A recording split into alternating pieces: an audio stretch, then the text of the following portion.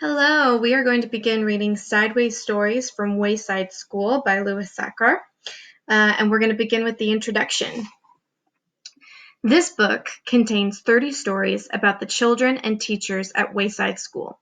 But before we get to them, there is something you ought to know so that you don't get confused. Wayside School was accidentally built sideways. It was supposed to be only one story high, with 30 classrooms all in a row. Instead, it is 30 stories high, with one classroom on each story. The builder said he was very sorry. The children at Wayside like having a sideways school. They have an extra large playground. The children and teachers described in this book all go to class on the top floor. So there are 30 stories from the 30th story of Wayside School. It has been said that these stories are strange and silly. That is probably true. However, when I told stories about you to the children at Wayside, they thought you were strange and silly. That is probably also true. Here's Chapter 1, Mrs. Gorf. Mrs. Gorf had a long tongue and pointed ears. She was the meanest teacher in Wayside School. She taught the class on the 30th story. "If you children are bad," she warned, "or if you answer a problem wrong, I'll wiggle my ears, stick out my tongue, and turn you into apples." Mrs. Gorf didn't like children, but she loved apples. Joe couldn't add. He couldn't even count. But he knew that if he answered a problem wrong, he would be turned into an apple. So he copied from John. He didn't like to cheat, but Mrs. Gorf had never taught him how to add. One day, Mrs. Gorf caught Joe copying John's paper. So she wiggled her ears, first her right one, then her left, stuck out her tongue, and turned Joe into an apple. Then she turned John into an apple for letting Joe cheat. "Hey, that isn't fair," said Todd. "John was only trying to help a friend." Mrs. Gorf wiggled her ears, first her right one, then her left, stuck out her tongue, and turned Todd into an apple. "Does anybody else have an opinion?" she asked. Nobody said a word. Mrs. Gorf laughed and placed the 3 apples on her desk. Stephen started to cry. He couldn't help it. He was scared. "I do not allow crying in the classroom," said Mrs. Gorf. She wiggled her ears, first her right one, then her left, stuck out her tongue, and turned Stephen into an apple. For the rest of the day, the children were absolutely quiet, and when they went home, they were too scared even to talk to their parents. But Joe, John, Todd, and Stephen couldn't go home. Mrs. Gorf just left them on her desk. They were able to talk to each other, but they didn't have much to say. Their parents were very worried. They didn't know where their children were.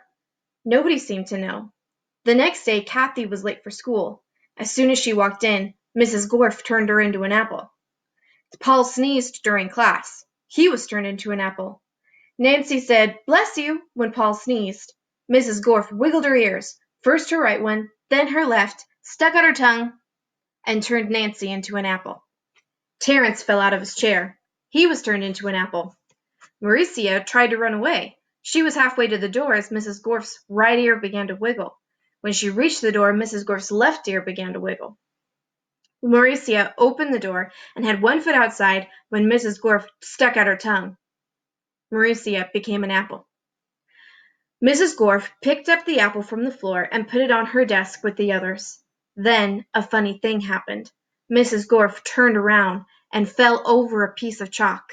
The 3 Erics laughed. They were turned into apples.